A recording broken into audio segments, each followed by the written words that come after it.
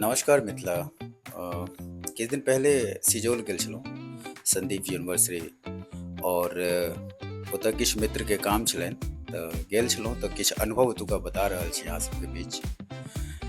मिथिलामे एगो महसूस करियौ कि एते पैघ hi tech The ocean as my guide. बड़े गर्व होइए हमरा।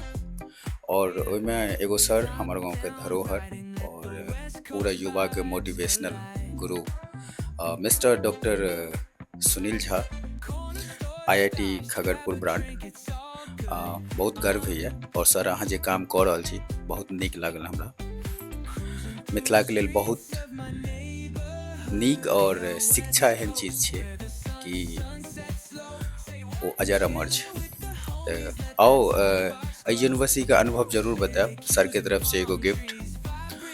और हम एतबे कहब कि एकर पूरा कवरेज हम करब कोनो दिन आबि कऽ, बट ओहि दिन हमरा कम टाइम छलै। लेकिन एतऽ हर चीजके व्यवस्था भेटत अहाँके, पीजी से लऽ के पार्किंग से लऽ के स्वच्छ हवा, शांति।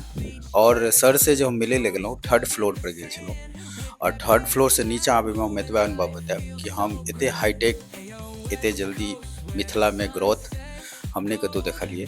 तऽ अहूँ सब विजिट करू और बहुत नीक जगह। सीट नहीं छै एतऽ एडमिशनके लेल, आप सोचियो। और स्टूडेंटो बहुत छनि।